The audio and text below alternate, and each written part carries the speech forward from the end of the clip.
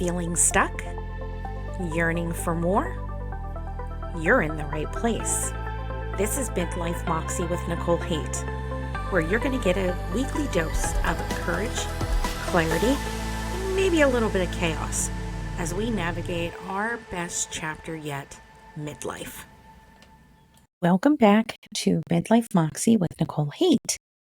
So the past few weeks, we have been talking about building boundaries that have bite. Not soft suggestions that whisper, but words that allow you to stop letting everyone just walk all over you.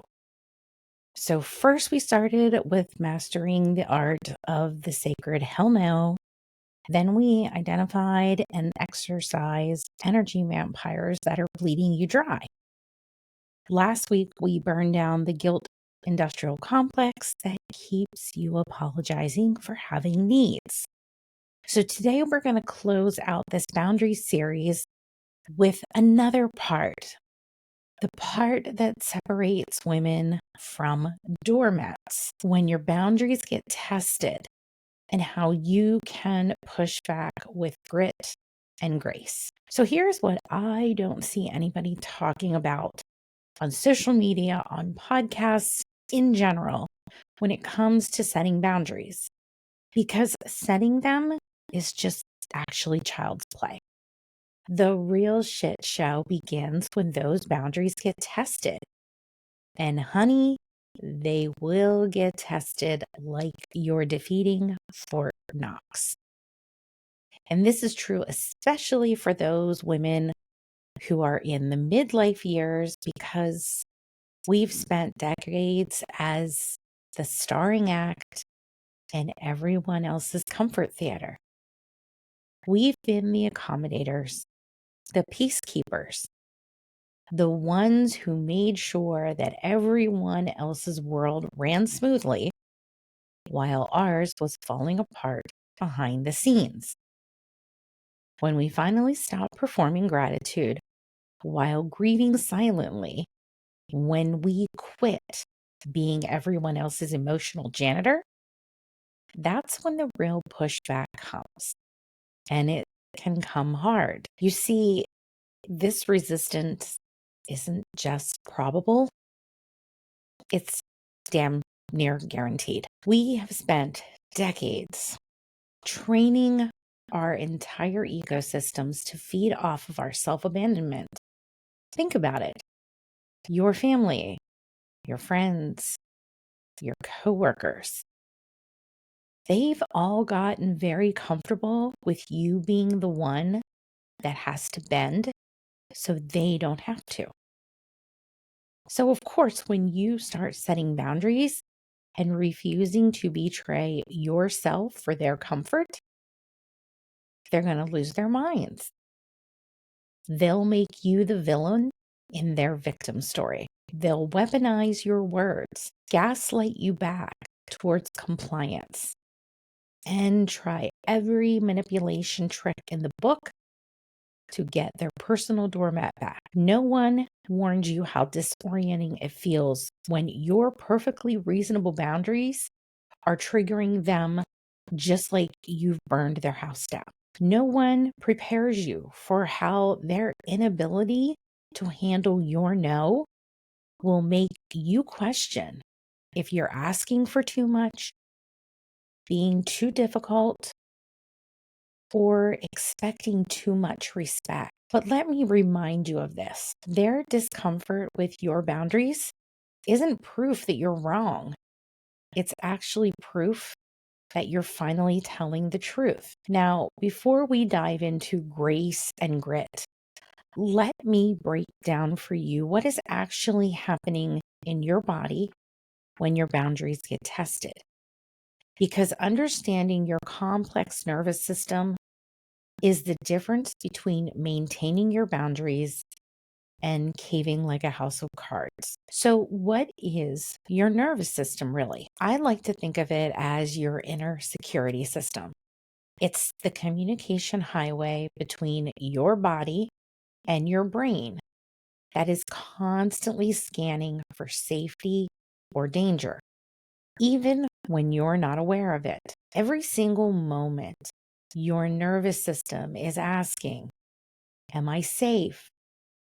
Can I rest? Or do I need to fight, flee, freeze, or fawn to survive this?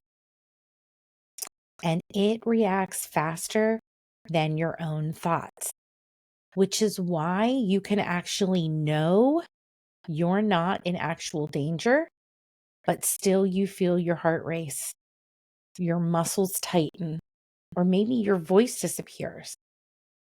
That's just your nervous system hijacking the wheel. When someone violates your boundary, your system perceives a threat and activates one of your 4 responses: fight. This could feel like being angry or wanting to lash out, or maybe even getting defensive. This is the woman who snaps back with venom when her boundary gets crossed. Flight. You feel the urge to run, escape, or avoid. This is leaving the conversation or hanging up the phone or just avoiding the person entirely. Freeze. You go numb. You shut down or maybe even feel stuck. This is standing there speechless when someone tramples your boundary and you're unable to respond. Fawn. You appease, over-explain, people please to restore harmony. This is immediately backing down from your boundary to make others feel comfortable again. And none of these are wrong. They're protective responses. It's your body's ancient, brilliant way of keeping you alive, even if you've been in environments where your boundaries weren't respected. But here's what really matters. If your nervous system doesn't feel safe, it's damn near impossible to enforce a boundary, even when your brain knows it's the right thing to do. Have you ever said yes when every cell in your body just wanted to say no? Just to avoid that feeling in your chest. That wasn't weakness. That was your nervous system prioritizing survival over self-expression. And here is some truth that just might change everything for you. You cannot set strong boundaries from a dysregulated state. Not because you don't want to, but because your body is prioritizing staying alive over telling the truth. And I know that sounds dramatic, but it is the ancient wisdom and how our brains are wired. They've not quite caught up to the 21st century that we live in. This is where grace and grit become your secret weapons. And let me be crystal clear about what I mean in defining this, because this isn't spiritual bypassing bullshit where you love and light your way through manipulation. Grace, in my world, is giving yourself permission to be imperfect while your nervous system is learning how to feel safe in saying no. It's allowing yourself to know that you've tried, and sometimes that has to be enough. There are times when your nervous system will get hijacked, you'll fawn or freeze or flee, and grace says, that's okay. You're learning how to stop abandoning yourself. Grace means you don't have to perform your boundaries with spiritual perfection. You don't have to stay calm when your fight response gets activated, or be eloquent when your system goes into freeze. Grace is the space you give yourself to be gloriously and wonderfully human, imperfect and all, while your nervous system remembers that saying no won't actually kill you. Now, grit is standing firm in what your energy allows or what your schedule permits. And the boundaries that you've set, even when your nervous system is screaming danger signals. It's being unmovable in your values when others try to guilt, manipulate, or steamroll you back into compliance. Grit is staying anchored to your truth when everyone else is trying to convince you that your truth is inconvenient for them. And here's why both truly matter. Grace regulates your nervous system so you can access grit. And grit protects your nervous system from further violation. They work together to create the safety your body needs to maintain boundaries. So let me tell you about a time when my own personal boundaries got tested and how grace and grit, combined with my own awareness within my nervous system, became my lifelines. Many years ago, I moved away from where I grew up, left my immediate family, and between having young children, the distance between us, a full-time job, and a schedule that was pretty full of activities, sometimes it was always hard to stay in contact with those family members. There were schedules that I had to follow, and within those schedules is when I could make calls to relatives or make visits or go to family events. And with everything on my plate, availability on demand just wasn't an option. But there were family members that couldn't handle that because I wasn't available always when they called. Or they'd call me when I was working and working from home, which, for some people, that means you're not working. And then they would guilt trip me for not picking up the phone. There would be passive aggressive statements made about us missing gatherings when they had already known that we had other commitments. This was classic manipulation designed to pull me back into self-abandonment that they were comfortable with. And every time I pushed back, I could feel my nervous system activate. Sometimes it was fight that I wanted to scream about how selfish they were being. And sometimes it was fawn because the urge to just give in and go back to being available whenever they needed me just seemed easier.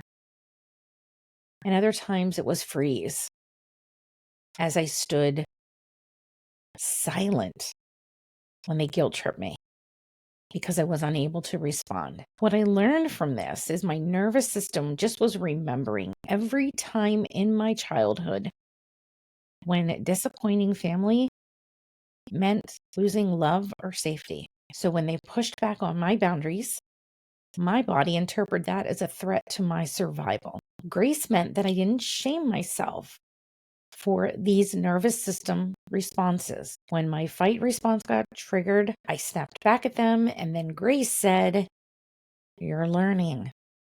This is hard, and your system is protecting you." When my fawn response kicked in, and I almost caved, grace said, "Your body is just trying to keep you safe the only way it knows how." Grit meant that I came back to the boundary anyway, even when my nervous system was screaming danger.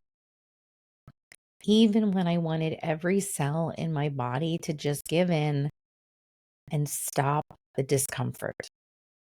Grit told me, this boundary matters more than their comfort with it. When your boundaries get tested, and they will, and probably in the next day, if not sooner, I want you to understand what is happening in your body so you can work with your nervous system instead of against it. Their pushback isn't just annoying, it's activating your threat detection system. Your body is scanning, asking questions like, is this person safe? Can I trust them with my truth? Or do I need to protect myself? And pay attention to where you feel it. Does your chest get tight? Does your throat close up? Do your hands start shaking? Does your voice get smaller? These are all valuable things to know. It's your body's way of giving you information about how your nervous system perceives this threat. And instead of fighting these responses or judging yourself for having them, just use it as data. Your nervous system is telling you something important about this person's capacity to respect you. When you're anchored in grace and grit, in self-compassion and unshakable truth, you can work with these responses instead of being hijacked by them. Let me give you 3 strategies for maintaining boundaries with grace and grit while supporting your nervous system through the chaos. Strategy 1 is regulate before you respond. Grace says, my nervous system needs support right now, and that's okay. Grit says, I will not abandon my truth just because my body is activated. Before you engage with the drama, regulate your nervous system first. Take a few breaths, just low and slow, exhaling longer than you inhale. You may even want to put a hand on your heart or your thighs just to remind your system that you're here and you're safe. Name what's happening. I'm feeling triggered right now. My system is reacting to this boundary violation. This isn't about becoming calm. It's about creating enough safety in your body to access your truth instead of reacting from survival mode. Strategy 2. Use your nervous system activation as information. Grace says these responses aren't evidence that I'm weak. They're evidence that I'm wise. And Grit says this information helps me know how to protect myself. When someone pushes back on your boundary and your nervous system is activated, ask, what is my body telling me about this person's safety level? If my system goes into fawn mode, it's remembering times when compliance was survival. If it goes into fight mode, it's recognizing an aggressor. And if it freezes, it's overwhelmed by the threat. This isn't about managing someone else's upset or fixing another reaction that they might have. It's about honoring what your body knows about this situation. Strategy 3, create nervous system safety through boundary maintenance. Grace says, every time I honor my boundary, I teach my nervous system that I'm trustworthy. Grit says, consistency creates safety, even when others want to create chaos. After you maintain a boundary, despite pushback, anchor it in your body. Hand on heart, deep breath. You may even want to say to yourself, I chose me. I kept myself safe. I can trust myself to protect what matters. This practice teaches your nervous system that boundaries aren't dangerous, they're protective. And over time, your body learns that saying no is actually increasing safety instead of threatening it. So what happens when your boundaries get repeatedly violated and your nervous system starts to believe that respect is dangerous? Because chronic boundary violations don't just hurt your feelings, they dysregulate your nervous system. They teach your body that your needs don't matter, that speaking up is dangerous, that survival depends on self-abandonment, and slowly your nervous system starts operating from chronic threat detection.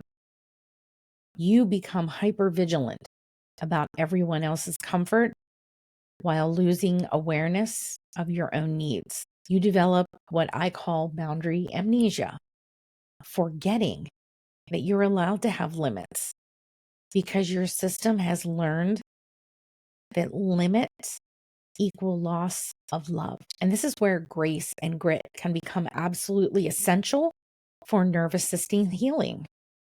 Grace for the parts of you that learn to survive by disappearing. There is grief in realizing how much you've sacrificed yourself.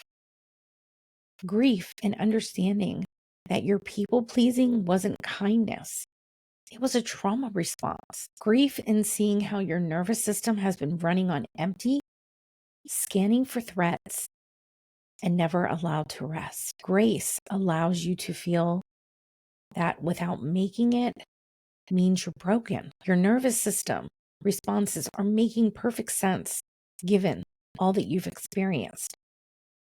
Your fawn response kept you safe when saying no wasn't an option. Your freeze response protected you when fighting back was dangerous. But grit says those survival strategies served their purpose. And now they're keeping me small and holding me back. Grit refuses to let past conditioning dictate present choices. Grit says, my nervous system can learn new patterns.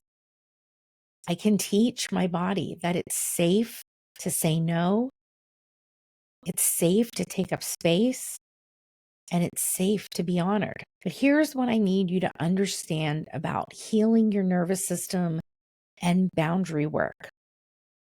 Your body isn't working against you. It's working for you based on everything that it's ever experienced. So if your nervous system gets reactive when boundaries are tested, it's remembering the times when it wasn't safe to say no. So instead of forcing yourself to be stronger or just set the boundary, try asking yourself, what would help my nervous system feel safe enough to tell the truth right now? Sometimes that's regulation practices like breathing, movement, or even just a self-touch. Sometimes it's co-regulation. It's calling someone that you deem safe, who can remind you of your worth. Sometimes it's removing yourself from the situation until your system feels grounded enough to respond instead of react. Safety creates strength. Regulation creates resilience. And understanding your nervous system is the bridge back to your own power. When your nervous system feels safe, magical things happen. Your voice returns. Your no becomes clearer. Your boundaries hold with more ease. Not because you forced yourself to stand firm, but because you've created inner safety to support your truth. If you're exhausted from having your boundaries treated like mere suggestions, if you're tired of your nervous system hijacking your voice every time someone pushes back, here are a few things I need you to remember. You're not overreacting. Your nervous system is just responding to real threats to your autonomy. Grace says it's okay that this activates you after years of violations.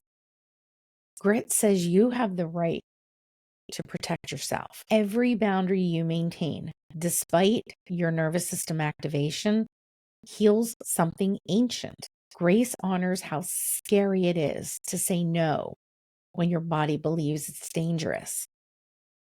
Grit ensures that you don't abandon yourself just because your system is activated. Pushback activates your nervous system because it's a form of psychological aggression. Grace allows the natural stress response to boundary violations. Grit refuses to let their inability to handle your truth make you question your worth. You don't need anyone else's approval for your nervous system to feel safe. Grace releases you from the impossible task of regulating everyone else's emotions. Grit anchors you in, knowing that your safety matters more than their comfort. Nervous system regulation is a practice, not a perfection. Grace holds your humanity through the learning process. Grit holds your boundaries even when the regulation feels hard. And maybe most importantly, every time you choose your truth, despite your nervous system activation, you teach your body you're trustworthy. Your boundaries become acts of self-devotion that your nervous system learns to recognize as safety, not a threat. So here's your nervous system informed practice. Next time you feel that familiar activation when someone tests your boundary, try this. Hand on heart, 3 deep breaths, exhaling longer than you inhale. Say internally to yourself, I see you, nervous system. I hear you. This feels scary because you remember saying no wasn't safe. But we're safe now. I've got us. Then, from that regulated place, say to yourself, I will be gentle with your fear and fierce in your protection. We can feel scared and still say no. We can be activated and still stand firm. And let that settle in your body. The part of you that's learned to associate boundaries with danger needs to be held by both compassion and strength, not by anyone else's understanding, but by your unshakable commitment to your own nervous system's well-being. You might be exhausted from constant vigilance or from having to defend your right to exist authentically. But beneath that exhaustion is something revolutionary. A nervous system that's learning it's safe to tell the truth, to take up space, and it's safe to be honored. That's grace and grit working together to heal what was broken. And it's absolutely fucking unstoppable. So your assignment for this week is to pick one boundary that consistently activates your nervous system. Practice regulating before you respond, using your activation as information, and creating safety through boundary maintenance. Notice which of the 4 responses, fight, flight, freeze, or fawn, your system defaults to. And practice grace for that response while maintaining grit in your boundary. Journal about what you notice in your body or what regulation practices have helped you and how it feels to maintain boundaries from a regulated versus a dysregulated state. Remember, grace and grit isn't about perfecting your nervous system responses. It's about working with your system to create the safety your boundaries need to hold. That wraps up this particular series on building boundaries that bite. Until next time, may you navigate boundary pushback with grace for your nervous system and grit for your truth, creating the safety your body needs to honor what's sacred about you. Before you go, I want to make sure that you know how to stay connected to this work, because what we have talked about today, this is just the beginning. If you're sitting there thinking, holy shit, she just described my entire life, and you want to know exactly what patterns are running the show in your life, I've created something specifically for you. You can head on over to my website, www.nicolehate.com, and take the assessment, which sacred pattern is running your midlife.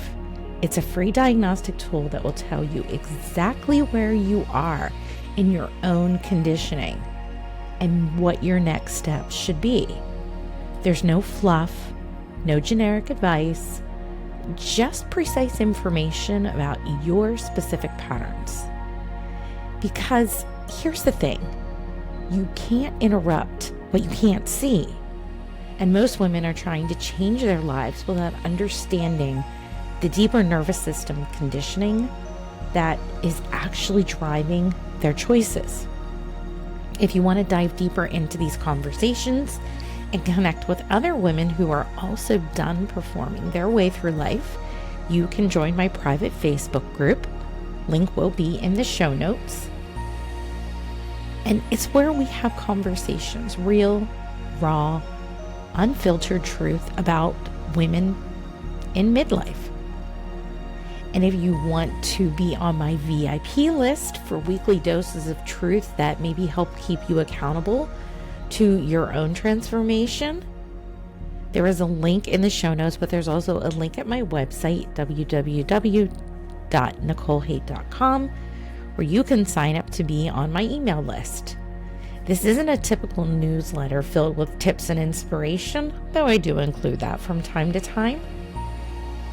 This is a newsletter where I share hard truths, insights, raw, unfiltered things that are just not socially acceptable on social media.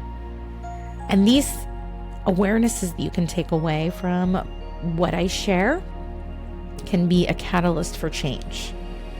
So I invite you to sign up.